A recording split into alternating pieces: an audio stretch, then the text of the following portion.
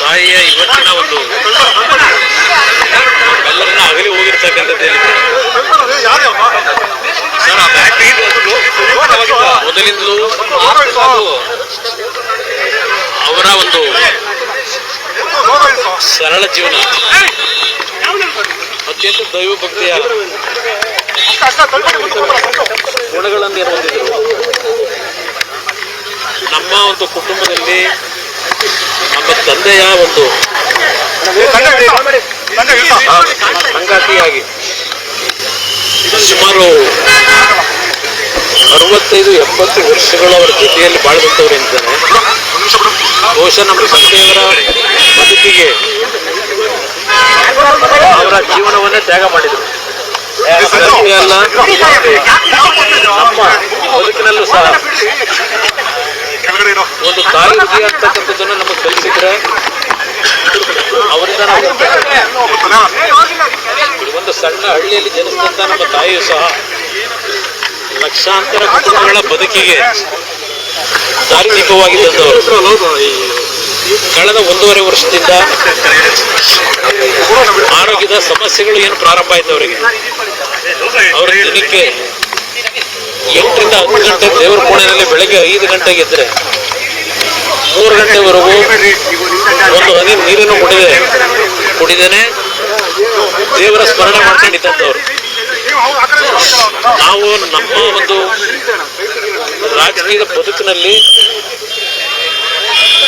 ನಾವೇನಾದ್ರು ಸ್ವಲ್ಪ ಒಳ್ಳೆ ಬುದ್ಧಿ ಕಲ್ತಿದ್ರೆ ನಾವುಗಳು, ಅವರು ಕಲಿಸಿದಂಥ ಬುದ್ಧಿ ಕಳೆದ 4 ದಿನಗಳಿಂದ 4 ದಿನ ಅಷ್ಟೇ ಅಲ್ಲ, ಕಳೆದ 1 ವರ್ಷದಿಂದ ಅವರು ಪ್ರತಿನಿತ್ಯ ಪಡ್ತಾ ಇದ್ದಂಥ ಯಾತನೆಯನ್ನು ನಾವು ನೋಡ್ತಾ ಇದ್ದೀವಿ.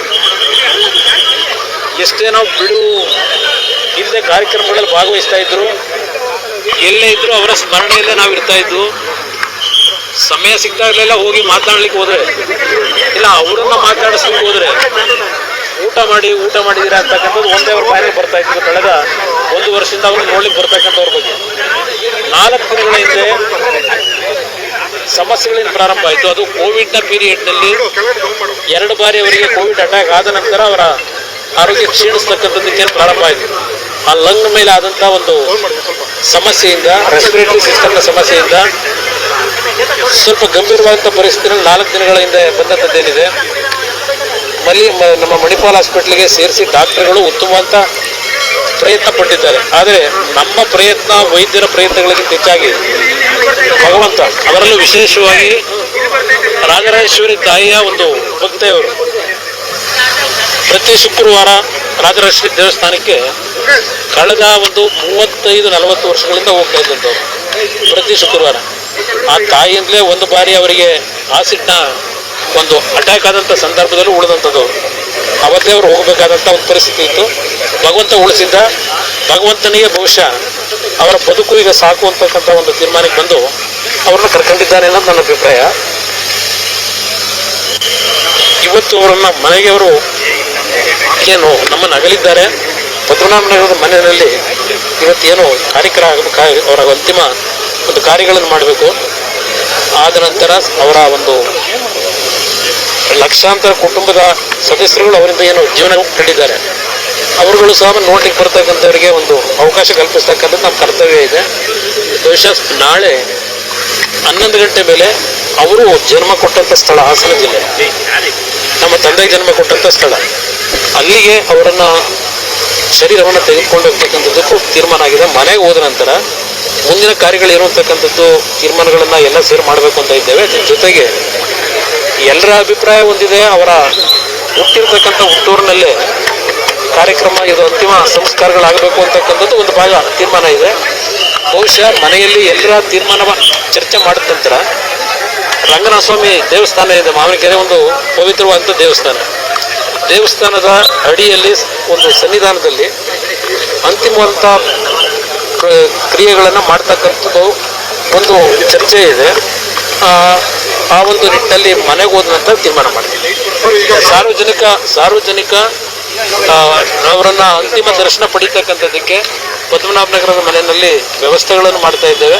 ಸ್ವಲ್ಪ ಜನ ಜಾಸ್ತಿ ಆದರೆ ಪದ್ಮನಾಭನಗರದಲ್ಲೇ ಮೈದಾನ ಇದೆ, ಅಲ್ಲಿ ನೋಡ್ಕೊಂಡು ತೀರ್ಮಾನ ಮಾಡ್ತೀವಿ. ಬಟ್ ಅವ್ರು 11 ಗಂಟೆ ಮೇಲೆ ನಾಳೆ ಹಾಸನ ಜಿಲ್ಲೆಗೆ ಅವರ ಪಾರ್ಥಿವ ಶರೀರವನ್ನು ತೆಗೆದುಕೊಂಡು ಹೋಗ್ಬೇಕಂತದಕ್ಕೆ ಅಂತಿಮ ನಿರ್ಣಯ ಮಾಡ್ತೀವಿ. ಅಂತ್ಯಕ್ರಿಯೆ 2-3 ಸ್ಥಳದ ಬಗ್ಗೆ ಸ್ವಲ್ಪ ಚರ್ಚೆಗಳಿದೆ.